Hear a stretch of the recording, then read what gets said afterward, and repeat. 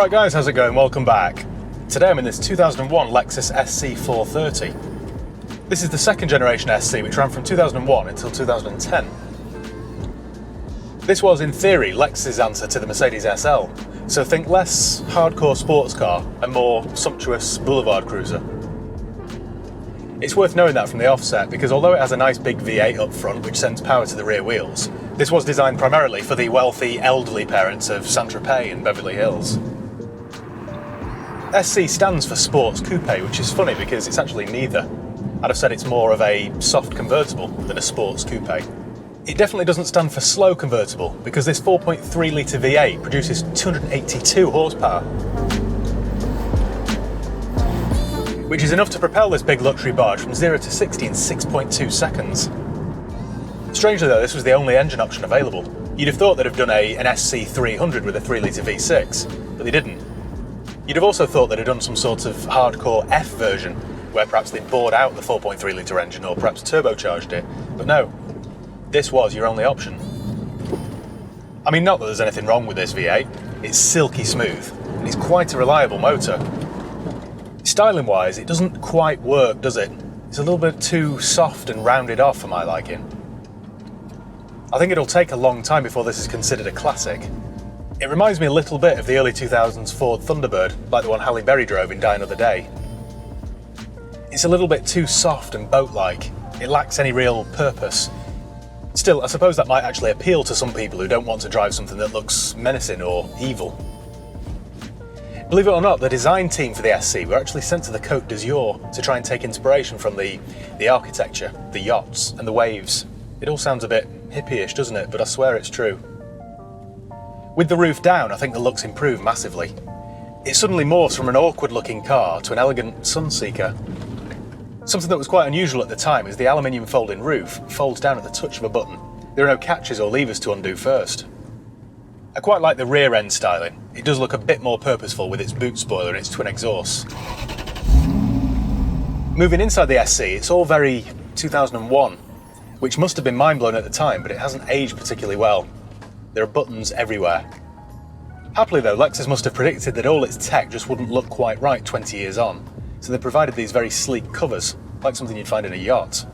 So if you press this little button here, it immediately hides away the ancient radio system. You can do the same thing with the ancient sat-nav system too. Although I don't know what's worse, looking at the ancient screen or the hideous sickly maple wood veneer.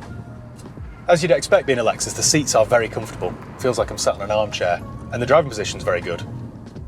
And the general build quality is as good as you'd expect. To say this car's now 20 years old, everything still works, and everything still feels solid. Actually saying that, not everything works. My brakes buzz occasionally. You get this weird buzzing sensation under your foot. And also the speakers buzz. I'm not sure whether that's a faulty amp or subwoofer, or the speakers themselves. Also the sat-nav doesn't work, it just says DVD error, which is quite a good thing actually. Imagine having to rely on that. Technically this car's a 4-seater, but that's a bit like saying technically you could go on holiday to Croydon. I mean, technically you could, but you just wouldn't. I can't imagine the rear two seats being comfortable at all, unless you're a Chihuahua or a handbag. It's really only suitable for 2 people, but a bit like my SL, you just get some room back there for your luggage. And you might need that extra space because the boot isn't huge. With the roof up it's okay, you get about 380 litres, but when the roof's down, that's reduced to about 130 litres, which is about the same size boot you get in a Mini Cooper. In terms of what it's like to drive, the 2 biggest things you'll be able to take away from the SC driving experience is comfort and refinement. It's like driving a luxury saloon car with no roof, as opposed to driving a sports car. It isn't sporty at all. In fact, it's about as sporty as a park bench. The steering's very numb and vague, and it's heavier than you might expect. The brakes are lifeless and it feels very heavy. When you start to push this into corners, you can feel the weight throwing you all over the place. You really get the sense that it was made for Beverly Hills, because in a straight line, it's not bad, but it really doesn't cope with corners that well. Behind me is a BMW Z4, and I imagine he's having a much more fun time than I am in this.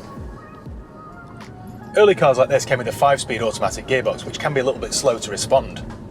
Facelift models came with a 6-speed, which is much better. In fact, to be honest, if you're looking to buy an SC430, I would wholeheartedly recommend you go for a facelift from 2005. You'll pay more in road tax, but you get a fresher looking car with a better gearbox. You get nicer alloys and nicer lights. The whole thing just looks much more modern. I mean, the wheels on this, there's no other word for it, they're ugly. The ride quality is very good though. It deals with potholes nicely. It's a nice, smooth, comfortable ride. That's one more compliment I can give this car. You just feel totally stress-free while driving it. Lexus fanboys will tell you that they are the most reliable cars on the planet, and I agree with that to a certain extent. They are more reliable than most. But when any car reaches this age, I mean this is 21 years old now, it will have its issues. Whether it's a Toyota or a BMW, it just will. And when these do go wrong, you can expect fairly big bills. The SC won't cost you any less to repair than an SL. Running costs in general are quite high. This will only do about 17 miles per gallon round town, but you will get about 25 on a motorway run. Road tax here in the UK on the pre-facelift sits at around £340 a year, and if you get a nice facelift model, expect to spend £585. Used prices here in the UK start at around £4,000, but that's going to get you an early high mileage example. This one I paid £3,500 for. It's done 131,000 miles, but I've immediately spent £1,500 getting various jobs done. A new timing belt, engine service, gearbox service, all that kind of stuff. So as is quite often the case, it's better to spend more money initially, and it will save you money in the long run. If you want a nice facelift model with sensible miles, expect to spend around £10,000. But on the bright side, they won't depreciate any further than that. These cars and the like just aren't built anymore, so there'll always be a demand for them. And I think as they increase in age, that demand will only get stronger. If you're thinking about buying one, you need to make sure that it's had its timing belt replaced. They need to be replaced every 10 years or 100,000 miles. If it hasn't been done, you need to factor in around £400 to get that done. I'd want to make sure the gearbox has had a service, because although Lexus will tell you that it's sealed for life, it isn't. Its fluid and filter will need changing. And this next one sounds like an obvious one, but you want to make sure the roof works. If it doesn't, it can be quite costly to start diagnosing any issues. There was an old Top Gear episode where Clarkson, Hammond and May famously said that the SC was the worst car in the world, which I think is grossly unfair. They said that Lexus should have known better, but I disagree. I think Lexus knew exactly the audience they were going for. They wanted to appeal to a wealthy old lady or gent who just weren't interested in a pin-sharp sports car. What they really wanted was a luxurious, well-built, comfortable convertible, and that's exactly what the SC is. So I don't think they missed the point at all. I think if anything, it was a success. So there we go, the Lexus SC430. Is it the worst car in the history of the world? Definitely not. Is it misunderstood though? I think so. Thank you once again for watching. Make sure you give the video a thumbs up if you enjoyed it. Make sure you subscribe if you haven't done already. You can follow me on Facebook, Instagram, Twitter. I'll leave the link below. If you've got any comments or questions, let me know and I'll do my best to get back to you. Cheers guys, I'll see you next time.